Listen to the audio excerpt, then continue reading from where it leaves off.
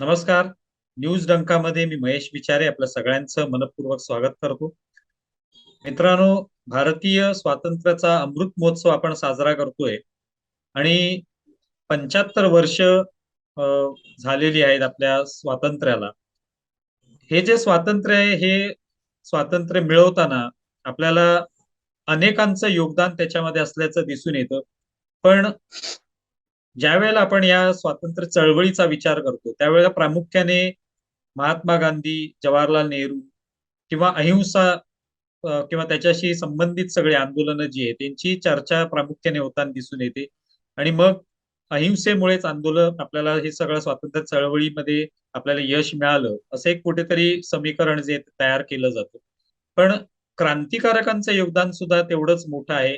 त्यांच्या सुद्धा बलिदानामुळे आपल्याला स्वातंत्र्य मिळालेलं आहे. हे कुठेतरी दुर्लक्षित होत राहतं, कुठेतरी त्याला दुय्यम स्थान दिलं जातं आणि मग आपोआपच आपण त्या क्रांतिकारकांचं योगदान विसरून जातो किंवा नवीन पिढीला ते माहितीच पडत नाही. मग अशा वेळेला या क्रांतिकारकांचं योगदान किती आहे, किती महत्वाचं होतं आणि त्याचं आगामी येणाऱ्या पिढीला त्याचं महत्व कळावं, हा इतिहास सुद्धा त्यांना पण माहिती व्हावा, या अनुषंगाने आज आपण चंद्रशेखर साने यांना इथे आमंत्रित केले आणि त्यांच्याशी आपण संवाद साधूया आणि जाणून घेऊया की क्रांतिकारकांचं हे योगदान.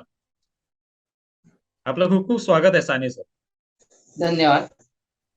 प्रथम मी सगळ्यांना आपल्या अमृतोत्सवी वर्षाच्या शुभेच्छा देतो, अभिनंदन करतो आणि न्यूज डंकाच्या टीमलाही देतो शुभेच्छा. हे खूप मोठा असा ऐतिहासिक दिवस आहे आपल्यासाठी, आपल्या पिढीसाठी. आपल्या पिढीला तितकंसं प्रत्यक्ष हे काही बघायला मिळालेलं नाहीये हा सगळा लढा, पण आपण इतिहासातून ते वाचून निश्चितपणाने समजून घेऊ. त्या दृष्टीने मला ही संधी दिलेली आहे तुम्ही, तर मला बोलायला आवडेल याविषयी. तर आम्हाला तेच ऐकून घ्यायचंय. म्हणजे आपण सुरुवात त्यांनी करू की क्रांतिकारकांचं योगदान, त्याच्यामध्ये सशस्त्र क्रांतिकारक आहेत प्रामुख्याने, तर त्यांचंही योगदान आहे. पण बऱ्याच वेळेला त्यांनी इंग्रज अधिकारी जे आहेत त्यांची हत्या केली किंवा बॉम्बस्फोट घडवून आणली, तर त्यामुळे कदाचित त्यांच्याबद्दल बघण्याचा दृष्टिकोन असा तयार केला गेला की यांचं स्थान जे ते फार महत्वाचं नाही. महात्मा गांधींनी जे अहिंसेचं आंदोलन केलं तेच खूप महत्वाचं होतं. त्यानेच आपण सगळं हे जे स्वातंत्र्य ते मिळवलेलं. तर तुम्हाला क्रांतिकारकांच्या योगदानाबद्दल काय वाटतं? क्रांतिकारकांच्या उल्लेखाशिवाय भारतीय स्वातंत्र्य लढा पूर्ण होऊच शकत नाही. अहिंसेनी चळवळ ही सुरू झालेली 1920 ला, पण प्रत्यक्षातली आपली जर सशस्त्र क्रांतीची म्हणजे ही स्वातंत्र्याची प्रेरणा ही फार आधीपासून भारतात निर्माण झालेली आहे. अगदी मोठा लढा म्हणजे आधी उमाजी नाईकांचं तर योगदान आहे, पण त्याच्यानंतरचा मोठा लढा म्हणजे 1857चं समर, जे इंग्रजांनी आधी बंड म्हणून त्याला बाजूला टाकून दिलं होतं किंवा त्याच्याविषयी एक प्रकारे घृणा निर्माण होईल अशा प्रकारचं केलं होतं. त्या बंडाची जी सगळी समग्र माहिती आहे ती अतिशय रोमांचकारी आहे. त्याचा उद्देश जो होता तर ते मी मगाशी बघत होतो त्याविषयी की बहादूर शाह जफर यांनी सगळ्या राजांना जे पत्र लिहिलंय तत्कालीन संस्थानिकांना की आपला हे हेतू साध्य झाला, ब्रिटिशांना हाकलून दिलं की आपलं हे सगळं मला काही स्वतःला बादशाह बनायचं नाहीये आणि मी स्वतः निवृत्त होणार आहे आणि एक असं आपण एकमताने राजमंडळ तयार करू ज्याच्या हाती आपण ही सगळी सत्ता देऊ, असं त्याच्यामध्ये उद्गार आहेत. म्हणजे वैयक्तिक केवळ कारणासाठी हे नव्हतं, सगळी समाज सुद्धा त्यांच्या बाजूनी होता. असं दाखवलं जातं की हे फक्त स्वार्थापोटी झालेलं बंड आहे किंवा उठाव होता आणि सैनिकांचं तात्पुरतं ते चरबी लावलेली कातडी चरबी लावलेली काडतुस होती म्हणून त्याच्या रागातून तात्पुरतं झालं, तर ते केवळ तत्कालीन कारण होतं. असंतोष धुमसत होता सगळ्यांच्या मनात, तर तो ह्या ना त्या स्वरूपात कुठल्या तरी कारणाने तो निर्माण व्हायचा होता. तर त्याचा संबंध प्रचंड असं जे वर्णन आहे ते सावरकरांची जी 1857चं समर ही जी गाथा आहे त्याच्यामध्ये सविस्तर वर्णन केलंय आणि सावरकरांनी जी हे पुस्तक लिहिलं ते इतकं स्फोटक होतं की ब्रिटिशांनी ते प्रसिद्ध होण्यापूर्वीच त्याच्यावर बंदी आणली. हे सगळ्यांना तो इतिहास माहिती आहे. म्हणजे त्याच्यामधले बहादूर शाह जफर असतील, नानासाहेब पेशवे असतील, त्या टोपे असतील, झाशीची राणी लक्ष्मीबाई असेल, कुंवर जगदीश सिंग म्हणून बिहारमधला एक संस्थानिक खूप शौर्याने लढलाय, 80 वर्ष गृहस्थ होता, तर त्यांनी बलिदान दिले.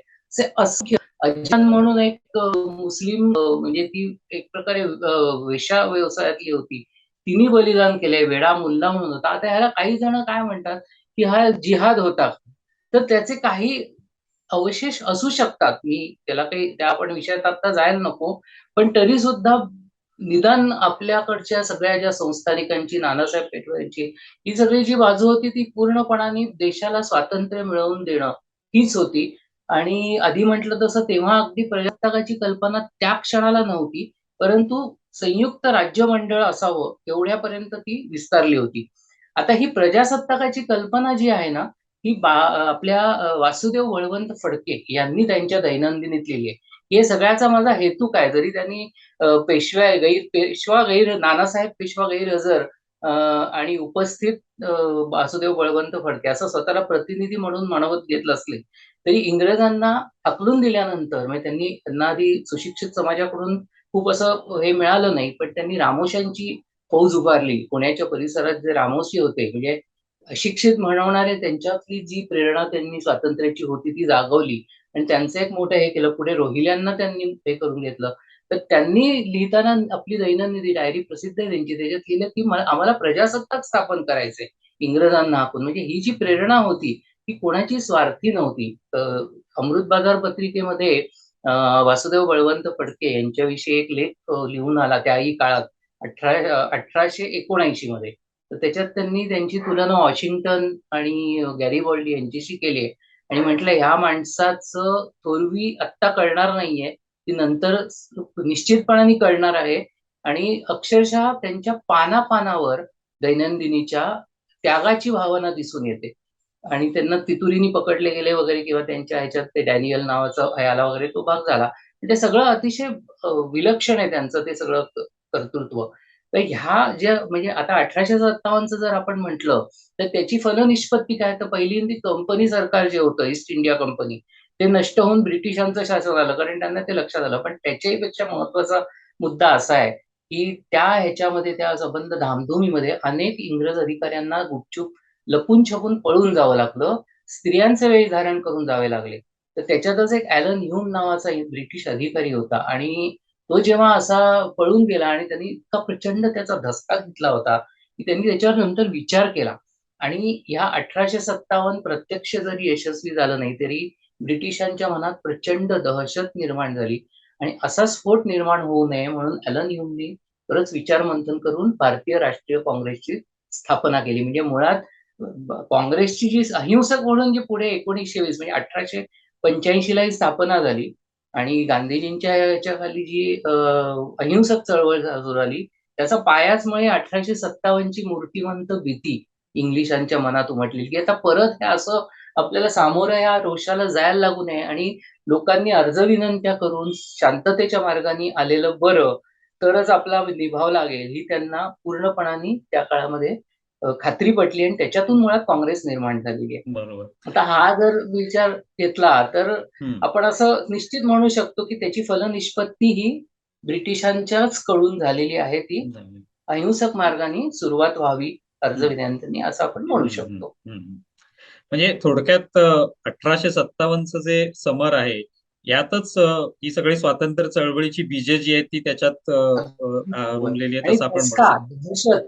ब्रिटिशांच्या मनात धसका बसलेला आहे, एवढी त्यांची हानी झालेली आहे त्याच्यामध्ये. हम्म. जरी हरले म्हणजे जेत्यांना जिंकणारा पराभव असंही याचंही वर्णन करता येईल आपल्याला. जसं पानिपतच्या युद्धाचं आपण करतो की हरले मराठे, पण तरी सुद्धा ते विजेते सुद्धा हरलेच होते, अशा पद्धतीचं ते वर्णन होतं. तसं 1857चं एक विशिष्ट मर्यादेत झालं हम्म. दुर्दैवाने.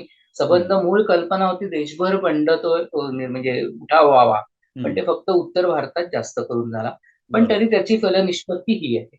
बरोबर. अनेक जे क्रांतिकारक सशस्त्र क्रांतिकारक जे आहेत त्यांच्यामध्ये सुद्धा ही प्रेरणा जागवली ती 1857च्याच समर आहे. आणि म्हणजे स्वातंत्र्य सावरकरांनी सुद्धा ती प्रेरणा सगळ्यांना दिलेली आहे. तर खरं तर अनेक लोकांनी परदेशातून सुद्धा हे काम केलेलं आहे. म्हणजे सावरकर स्वतः इंग्लंडमध्ये होते. अनेकांनी तिकडून ही सगळी जी चळवळ आहे ती राबवण्याचा प्रयत्न केला. लोकांपर्यंत सगळी ही आपली चळवळी अशी चालू राहावी यासाठी बाहेरून मदत केली. तर त्याविषयी काय सांगाल, तिकडून ही कसं काय चळवळ पुढे आली? बरोबर. ही आता मुळात कसं आहे की 1857चा आपण एक पहिला सुरुवात धरली. त्याच्यानंतर एक आपण म्हणू शकतो वासुदेव बळवंत फडके आणि रामसिंग फुका पंजाबात त्यांचं एक मोठं असेच चळवळी आहेत मोठ्या आधीची. आपण उमाजी नाईकांची विसरायला नको. पण आपण थोड्या वेळात आपण पटापट हे सगळं घेऊ आणि मुख्य त्याची फलनिष्पत्ती काय आहे या सगळ्या क्रांतिकार्याची हे आपण लक्षात घेऊ. तर वासुदेव बळवंत फडक्यांनंतरचं जे कुठलं युग येईल सशस्त्र क्रांतीचं ते सावरकर युग म्हणून प्रसिद्ध आहे. आणि परदेशातून जी चळवळ उभी केली गेली भारताच्या स्वातंत्र्याची ती पहिल्यांदा सावरकरांनीच केली.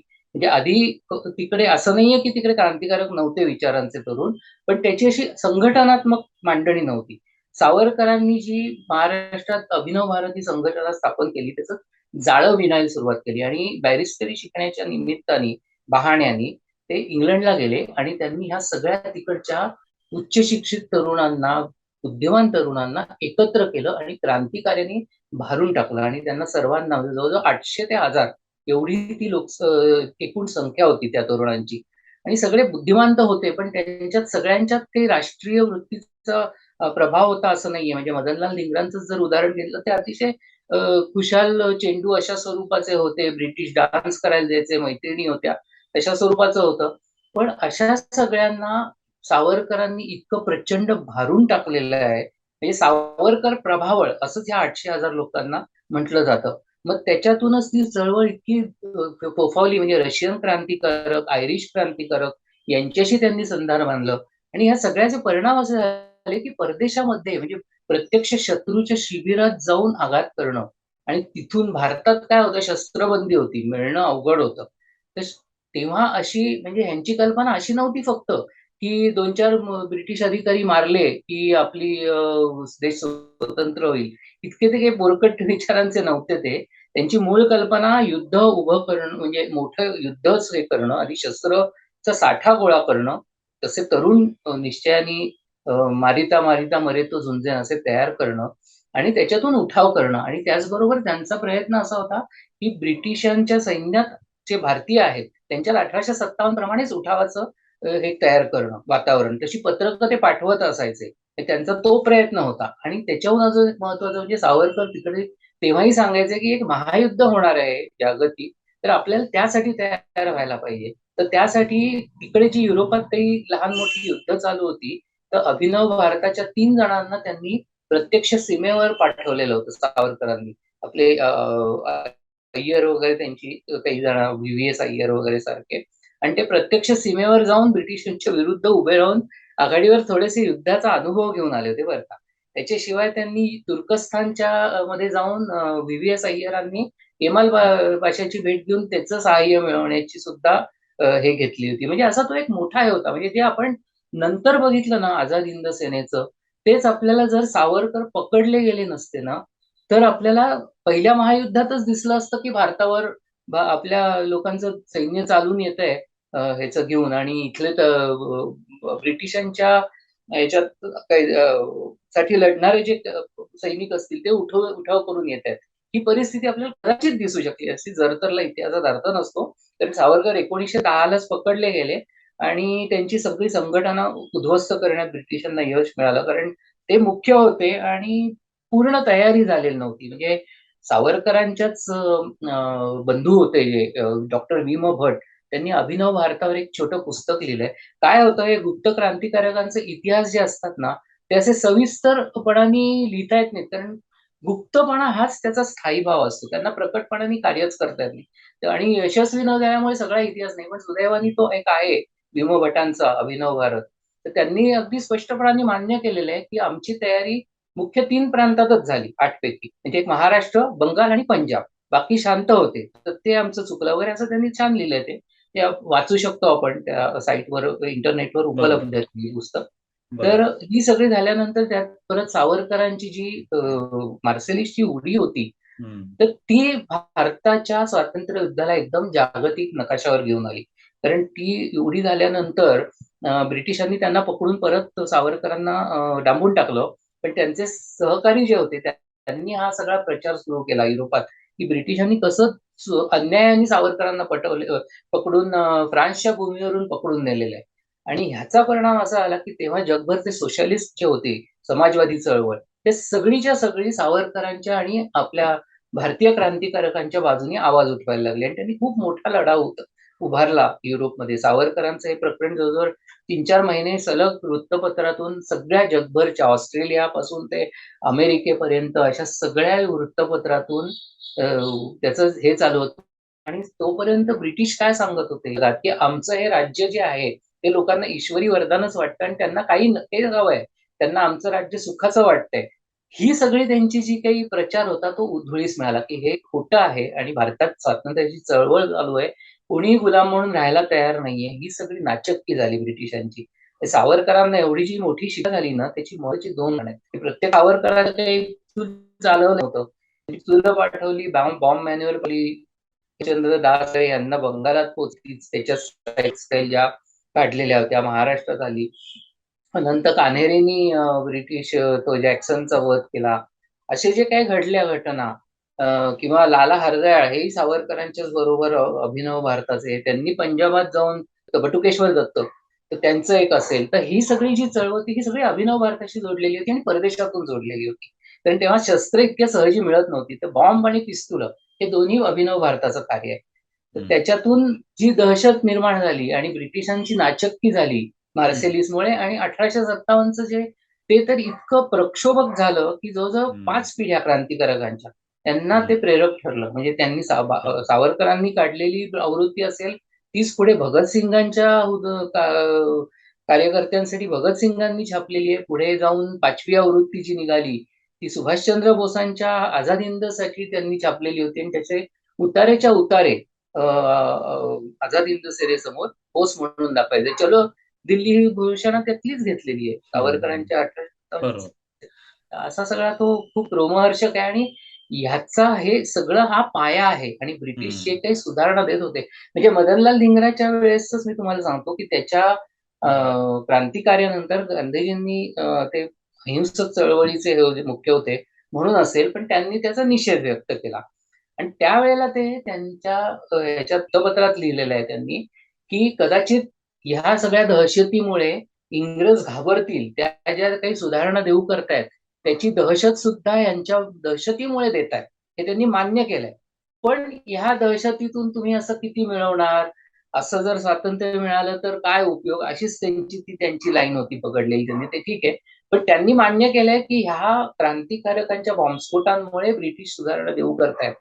हा महत्वाचा मुद्दा गांधींनी मान्य केलेला आहे बरं का. म्हणजे मदनलाल धिंगराची त्यांनी हे करताना हे मान्य केलंय की ह्या भीतीमुळेच इंग्रज देत आहेत सुधारणा, ज्या काही देत आहेत. तुम्ही जो आझाद हिंद सेनेचा उल्लेख केला, तर सुभाषचंद्र बोस यांचं पण तेवढंच मोठं योगदान आहे, पण ते पण कुठेतरी थोडंसं दुर्लक्षित राहिलं, किंवा त्यांच्या जे काय कहाण्या आहेत, त्यांचं एकंदरीत संघर्ष आहे, तो सुद्धा तेवढा मोठ्या प्रमाणावर लोकांपर्यंत पोहोचू शकला नाही. आणि आपण आता पाहतोय की त्या सगळ्या फाईल्स ज्या आहेत त्या ओपन झाल्या, त्या संदर्भातली माहिती लोकांपर्यंत येऊ लागली. त्याविषयी काय सांग? आता आझाद हिंद सेनेचं काय आहे तुम्हाला सांगायचं झालं तर, सुभाषचंद्र बोसांचं तर योगदान म्हणजे वादातीत आहे. पण त्याच्याबरोबर मला सांगायचं रासबिहारी बोस, ते सुद्धा जपानमध्ये आधीच होते. सुभाषचंद्र बोसांना जर्मनीत हिटलर मुसोलिनीला भेटून एवढं काही पदरात पडलं, परंतु आझाद हिंद सेनेची स्थापना होण्याच्या आधी जेव्हा जपाननी भारताचे जे सैनिक होते, म्हणजे सावरकरांनी आधी हा जो त्यांची जी सावरकरांची जी त्यांनी धागा पकडला होता ना सशस्त्र क्रांतीचा, तो पुढे कायमच राहिलेला आहे. म्हणजे दुर्दैवाने त्यांना अपयश आलं. त्यांनी लिहिलंय मी एक घायाळ सैनिक आहे, आता मी इथे अडकलेलो आहे रत्नागिरीत स्थानबद्धतेत. पण तेव्हा सुद्धा त्यांनी 1928ला 2 लेख लिहिले सावरकरांनी. आगामी महायुद्धाची संधी सोडू नका. म्हणजे ही विजन सावरकरांना 10 वर्ष आधी होती की परत एक महायुद्ध होईल आणि पहिल्या महायुद्धात आम्हाला जे जमलं नाही ते दुसऱ्या महायुद्धात करता येईल, हे 10 वर्ष आधी त्यांनी लिहिले.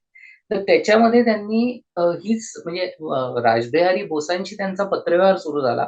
रासबिहारी बोसांनी लॉर्ड हार्डिंग्जवर बॉम्ब टाकून ते जपानमध्ये नंतर गेले होते. तर तिकडे ते त्यांचं कार्य चालू होतं. तर ज्या वेळेला दुसऱ्या महायुद्धात ब्रिटिशांच्याकडून लढणारे आपले जे हिंदी सैनिक होते त्यांना जपाननी पकडलं, तर जवळजवळ 50,000 सैनिक तिकडे पकडले गेले. तर हे जे सैन्य आहे, हे सैन्य जर इथे चालून आलं आपल्यावर, तर एक फार मोठा परिणाम होईल. अशा स्वरूपाचं ते सगळं हे चालू होतं. जपान हिंदू महासभेचे जे लोक आहेत ते संधान बांधून होते. सावरकरांचा तर प्रत्यक्ष पत्रव्यवहार होता रासबिहारींशी, आणि सावरकरांचं धोरण उघड होतं. सैनिकीकरणाचे दोन मुद्दे होते सावरकरांचे, की एक तर स्वातंत्र्य, म्हणजे जे 1857ची त्यांनी जी प्रेरणा म्हणून लिहिलं ते, आणि सैनिकीकरणातून नंतर म्हणजे आधी सशस्त्र क्रांती, सैनिकीकरण का, तर त्यावेळेला त्यांना शस्त्र जमवणं अवघड होतं. आता आपल्याला सैन्यात भरती करायला लागतीये नाईलाजानी ब्रिटिशांना, तर आपण आता ह्या संधीचा फायदा घ्यायचा, सैन्यात भरती व्हायचं, कारण त्यावेळेला हिंदूंची संख्या खूप कमी होती आणि याविषयीची चिंता डॉक्टर आंबेडकरांनी सुद्धा व्यक्त केली, की जर अशा प्रकारे, तेव्हा फाळणीची पण बोलणी सुरू होती 40 सालापासून, तर अशा परिस्थितीत जर झालं तर 60-65% इतर अहिंदूंची संख्या त्यात आहे, अशा सैन्यामध्ये आपण कसा निभावं लागणार आपल्या फाळणीच्या दृष्टीने काही झालं तर. ही संख्या वाढावी हा एक पर्याय, म्हणजे एक हेतू सावरकरांचा जो सांगितला तो हा, की सशस्त्र क्रांती. त्यांचा प्रचाराचा भाग काय होता, की वेळ आली की ह्या बंदुकी तुमच्या हातात पडतायत, त्याची नळी कुठे तुम्हाला वळवायची हे आपोआप कळेल, हे सावरकर उघडपणाने सांगत होते. म्हणजे असं नाहीये की हे मनातच राहिलं होतं सावरकरांच्या, ब्रिटिशांना कल्पना होती की सावरकर काय सांगतात. आणि दुसरा हा जो भाग होता, की फाळणीनंतर आणि देशाचं स्वातंत्र्य जवळ आलेलं होतं, म्हणजे ब्रिटिश म्हणतच होते की युद्ध संपल्यावर आम्ही 2 वर्षांनी तुम्हाला स्वातंत्र्य देऊ, 2 वर्षाच्या. तर त्याप्रमाणे स्वातंत्र्य आल्यानंतर सैन्य तर लागणार होतं. तुम्हाला रक्षण कोण करणार होतं? तुमच्या सत्याग्रहीच्या सीमेवर जाऊन सत्याग्रह करू शकणार नव्हते, हे इतरांना कळत होतं. गांधींचा प्रचार काही असला तरी इतरांनाही कळत होता, अगदी काँग्रेसमधल्याही पुढाऱ्यांना ही गोष्ट माहिती होती. तर हा सैनिकीकरणाचा भाग खूप उपयोगी पडत होता.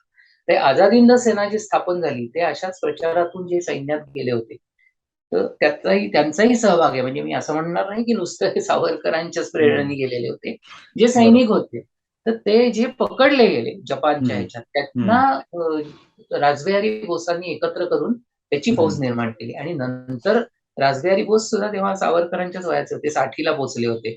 तर तरुण कोणतरी नेतृत्व हवं होतं, म्हणून सुभाषचंद्र बोसांना जर्मनीहून जपानला बोलवण्यात आलं, की आता तुम्ही याचं नेतृत्व करा. आणि त्यानंतर गुप्तपणाने पाणबुडीतून अतिशय धोक्याचा असा प्रवास करून सुभाषचंद्र बोस इथे जपानमध्ये आले आणि मग त्यांनी त्याचं नेतृत्व केलं. त्याच्या आधी भगतसिंगाची चळवळ आहे, त्यांनी खूप मोठी भगतसिंगाची रिपब्लिकन आर्मी वगैरे त्यांच्या ज्या बरोबर. होत्या, ही मोठं एक दहशत पंजाबमध्ये निर्माण केली. हम्म. तर असा हा सगळ्या ह्याचा तो भाग होता. लाला लजपत रायांवर काठी हल्ला झाला होता. ते बरोबर. प्रत्यक्ष जरी हे नसले तरी हिंदू सभेचे नेते होते, त्यांच्यावर वयोवृद्ध होते, त्यांच्या लाठीचार्ज झाला म्हणूनच असं नाहीये की 1920 ला सुरू झाली अहिंसक चळवळ आणि एकदम शेवट स्वातंत्र्य मिळालं, असं नाही झालं. समांतर स्थितीने हे चालू होतं. ब्रिटिशांना माहिती होतं की हे अहिंसक चळवळ आहे, ठीक आहे, पण याचा अर्थ असंतोष संपलेला नाहीये, आपल्याला शस्त्रांचंही हे करायला लागेल. आणि जेव्हा तिकडे उभं राहिलं सैन्य आझाद सिंधचं, आणि त्याच वेळेला अजून एक महत्वाचं कारण, मुंबईत नाविक दलाचं बंड झालं. तर नाविक दलाचं बंड आणि 1857 ही शेवटचं खरी स्वातंत्र्य मिळायला, म्हणजे आधी एकतर ब्रिटिशांचं कंबरडं मोडलं होतं दुसऱ्या महायुद्धात, ते जिंकले जरी असले तरी त्यांचं ते संबंध वैभव नष्ट व्हायच्या बेताला होतं. हे धोकादायक स्थिती होतं त्यांच्याकडे. तर ब्रिटिशचे जे नंतर ॲटली म्हणून पंतप्रधान होते, त्यांनी स्पष्टपणाने सांगितलेलं आहे की आम्हाला स्वातंत्र्य का द्यायला लागतंय. तर एक म्हणजे आमच्याकडे एवढी फौज नाहीये की जी हिंदुस्थानात वर जाऊन राज्य करू शकेल, आणि दुसरं आमचं जे सैन्य आहे भारतीय, ते आमच्याशी एकनिष्ठ राहिलेले नाही. त्यामुळे आम्ही स्वातंत्र्य देत आहे. कुठेही असं त्यांनी म्हटलेलं नाही की अहिंसक चळवळीने आम्हाला स्वातंत्र्य द्यायला लागतं. आता 1942 ही चळवळ ही मोठी होती, पण ती किती टिकली? 1 महिन्यात काँग्रेसनीच मागे घेतली, कारण त्याच्यात हिंसा झाली सुरू. गांधींचं काही हिंसेला सपोर्ट नव्हता. त्यांनी असहकार चळवळ जी होती, ती सुद्धा पोलीस स्टेशन जाळलं गेलं, 22 पोलीस जळले, म्हणून मागे घेतली. ते एवढा प्रचंड हिंसाचार ज्याच्यात झाला, त्या 1942चं कर्तृत्व त्यांनी पत्करलेलं नाहीये. सप्टेंबरमध्येच ती चळवळ संपली होती. आणि त्याच्यानंतर जे काय चालू होतं ते युद्ध होतं, दुसरं महायुद्ध. आणि त्याच्यात ज्याचा विजय, त्याला जरी फायदा होणार असला तरी तो विजय असा होता ब्रिटिशांचा, की त्यांना कळून चुकलं की हे आता सैन्य फितलेलं आहे. जागृतीही केलेली होती गांधींनी. मी दोघांचं यथायोग्य हे आहे. असं नाहीये की एकाचमुळे झालं. आणि झालं. दुसऱ्यामुळे झाले. म्हणजे बरोबर. असंही म्हणणार नाही की गांधींनी काहीच केलं नाही, अहिंसक हम्म. चळवळीने झालं नाही. हेही बरोबर. म्हणणं अतिशय ही जागृती होती, प्रत्यक्ष हम्म. शस्त्रास्त्र होती. तर हम्म. त्यामुळे ते आपल्याला स्वातंत्र्य मिळालेलं असं आपण बरोबर. म्हणजे आता त्या दृष्टीने बघायला पाहिजे. बरोबर. नेताजी सुभाषचंद्र बोस जरी सशस्त्र क्रांतिकारक असले तरी ते काँग्रेसचे होते हम्म. मुळात. हम्म. पण त्यांची धोरणं जरा वेगळी होती. तर हम्म. तिकडे थोडंसं सत्ता आपण म्हणू संघर्ष हम्म. भोसलेंची लोकप्रियता त्या काळातली इतकी प्रचंड होती की हम्म. कदाचित त्यावेळेसच्या सत्ताधाऱ्यांना स्पर्धा वाटली असेल त्यांच्याशी. हम्म. त्यामुळे हम्म. एकूणच दृष्टिकोन सशस्त्र क्रांती ला दुय्यम स्थान द्यावं दुय्यम आणि स्थान. आम्हाला दे दी हमें आझादी, बिना खडग बिना बिना. दाग असंच म्हणत राहावं अशा प्रकारचं आणि सत्ताही त्यांच्या हातात गेली. बरोबर. त्यामुळे तसं दृष्टिकोन तयार झाला. हा. पण आता आ- आपण हा आजच्या विचार करायला पाहिजे. म्हणजे आजच्या काळामध्ये आत्ताची जी पिढी आहे किंवा येणारी जी पिढी आहे तर त्यांच्यामध्ये या क्रांतिकारकांचं योगदान पोचावं तेवढ्याच प्रमाणात त्यांनाही त्याचं योगदानाबद्दल कळावं यासाठी काय करणं आवश्यक आहे किंवा ते पोचतंय का एका कोणत्याही माध्यमात? काय होतं, इतिहास हा विषय 10वी पर्यंत असतो. त्याच्यानंतर त्याचं फारसं कोणी घेत नाही. सायन्स त्याला आणि अनेक हे झाले आणि ते व्हावं. त्याच्यात काही हरकत नाहीये. पण 10वीच्या पुस्तकांपर्यंत शालेय विद्यार्थ्यांपर्यंत समसमान आला पाहिजे. स्वतंत्रतेचा इतिहास हा एकतर्फी एका पक्षाने, एका घराण्याने केलेला आहे. अशा स्वरूपाचं जे सतत बंबार्डिंग होतं किंवा त्याच्यावर म्हणजे आपण काय म्हणू त्याला मराठीत की थोपवलं जातं सातत्याने, की यांच्याचमुळे मिळालं आणि ह्यांचं एक-एक पान, अर्धं पान अशा स्वरूपाचं असतं. हम्म. त्यातल्या त्यात काही बंगाली क्रांतिकारक, पंजाबी क्रांतिकारक यांचं जरा थोडं दिलं जातं. पण ते प्रत्येकाचं एक फार थोडं आहे. म्हणजे हम्म. विद्यार्थ्यांना जे काही मिळतं ते अवांतर वाचन असेल, हम्म. चित्रपट असतील वेगवेगळे येणारे हम्म. ह्याच्यातून कळतं. तर ते हम्म. थोडं शालेय शिक्षणात त्याची वाढ व्हायला पाहिजे. आणि हम्म. दृष्टिकोन जो दिला जातो ना, की आम्हाला अहिंसेनेच मिळालं. तर तसं हम्म. नाहीये. दुसरं महायुद्ध होणं हा एक मोठा आहे. ते काय हम्म. अहिंसक महायुद्ध नव्हतं. ते जर झालं हम्म. नसतं, तर कदाचित अजून थोडा वेळ लागू शकला असता किंवा पूर्णपणे सशस्त्र क्रांतीने होऊ शकलं हम्म. असतं. ते हम्म. तो एक घटक फार मोठा आहे. तर ह्या हम्म. सगळ्याचा विचार आला पाहिजे शालेय शिक्षणापासून. हम्म. कॉलेजमध्ये सुद्धा नवीन म्हणजे पुढचे पदवीचे, द्विपदवीधर यांचाही जो हम्म. केला जातो अभ्यासक्रम, ते सुद्धा हम्म.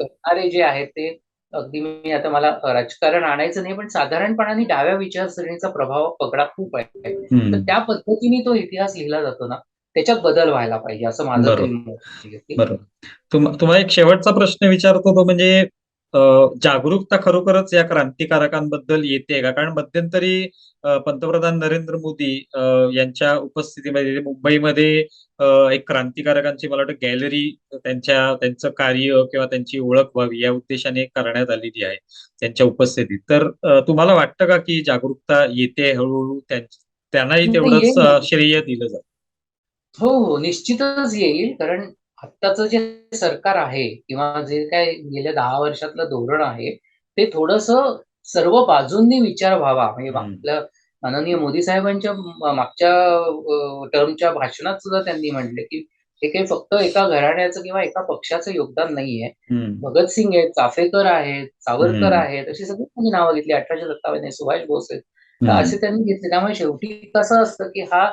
धोरणात्मक भाग आहे. तुम्ही पुढच्या पिढीला कसं सांगता एखादा इतिहास सुद्धा कशा पद्धतीने तुम्ही दोन्ही बाजू करून सांगितला जातो ह्याला जर प्राधान्य दिलं तसे सिनेमे येतील काही चांगले म्हणजे त्याचेही आपण आता शेवटी कसं असतं सिनेमॅटिक लिबर्टीच्या नावाखाली कधी कधी काय वाटेल ते दाखवतात मग त्यांनी अजून गोंधळ तयार होतो पण चांगल्या दृष्टिकोनाचे दिग्दर्शक आणि हे आले पुढे तर योग्य पद्धतीने सिनेमा हे माध्यम आहे सोशल मीडियातून तर आता खूप मोठं म्हणजे बदल हम्म.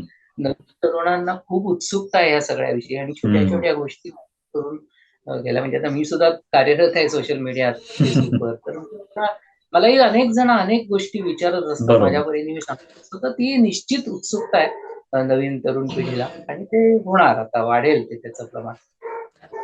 खरोखर साने सर तुम्ही इथे आलात आणि क्रांतिकारकांच्या योगदानाविषयी सांगितलं आणि खरं तर तुम्ही ते मान्यही केलं की दोन्ही प्रकारचं म्हणजे अहिंसक आंदोलन असो किंवा क्रांतिकारकांचं असो दोघांचेही यश आहे सारखंच श्रेय आहे दोघांनाही आणि असं आपण एकतर्फी फक्त एकाला श्रेय देऊ शकत नाही. पण जे दुर्लक्षित आहे ते मात्र तसं होऊ नये आणि दुय्यम स्थान कोणाला मिळू नये एवढी अपेक्षा आहे. आणि येणाऱ्या पिढीने ते ओळखावं, तो इतिहास जाणून घ्यावा, अशी सुद्धा अपेक्षा तुम्ही व्यक्त केली. खूप खूप धन्यवाद. नमस्कार. धन्यवाद. सगळ्यांना शुभेच्छा परत एकदा. आणि असंच भारताचं स्वातंत्र्य चिरायू हो अशी मी प्रार्थना करून आपल्याला धन्यवाद देतो. नमस्कार. तर मित्रांनो, तुम्हाला हा व्हिडिओ कसा वाटलाय जरूर कळवा. त्या व्हिडिओ खाली तुमच्या प्रतिक्रिया लिहा. आणि पुन्हा एकदा मी सुद्धा जाता जाता तुम्हाला भारतीय स्वातंत्र्याच्या अर्थात अमृत महोत्सवाच्या शुभेच्छा देतो. धन्यवाद.